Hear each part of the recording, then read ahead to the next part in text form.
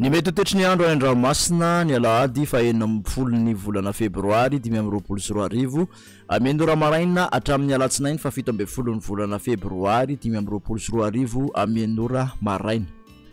Tsy misy ny filazana manokana mahakasika ny alondrano. Ho an'ny morontsiraka atsinanana tanjona bobaomby hatrany amin'ny tanjona angotsy isy orana tandrifindrahona ny alina. Ho avy avaratra ny rivotra ka ho sivoka hatramin'ny 20 kilometatra isan'ora. Adimpanonja na nonjabe ny ranomasina avy ny onja 1.5 metatra. Tanjona angotsy hatrany manoro anorana tandrifindrahona ny takariva. Ho avy avaratra na avaratra atsinanana ny rivotra ka ho sivoka hatramin'ny 20 kilometatra isan'ora.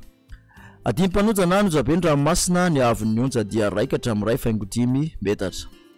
Manoratra ny taolany andro, anorana tandrifindrahona ny andro, ho avy atsinanana ny rivotra ka ho sivoka hatramin'ny 20 kilometatra isan'ora. Nonjabe ny ranomasina ny avy ny onja anodidina ny 1.5 metatra.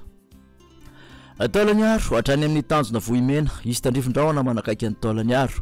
Ho avy atsinanana ny rivotra ka ho 20 ka hatramin'ny 70 kilometatra isan'ora. Anonjabena herin-dranomasina ny avy ny onja 2 ka hatramin'ny 3 metatra. Isy alondrano avy atsimo andrefana. Morontsiraka andrefana tanjona vohimena hatrany amin'ny tanjona akaboa. Andrahona mitsokotoko ny andro. Ho avy atsimo atsinanana ny rivotra ka ho sivoka hatramin'ny 20 kilometatra isan'ora. Hatratra 70 ka hatramin'ny 70 kilometatra isan'ora any atsimon'ny ampany ny tolakandro. Anonjabena herin-dranomasina ny avy ny onja dia 2 ka hatramin'ny 3 metatra. Tanjona akaboa hatrany amin'ny tanjona velanandro. Anorana tandrifindrahona ny avaratry morondava. Ho avy atsimo amin'ny ankapobeny rivotra ka ho sivoka hatramin'ny 20 kilometatra isan'ora. Adimpanonja ny ranomasina avy ny onja 4.5 ka hatramin'ny 2 metatra. Tanjona velanandro hatrany analalava. Anorana tandrifindrahona indrindra fa ny maraina.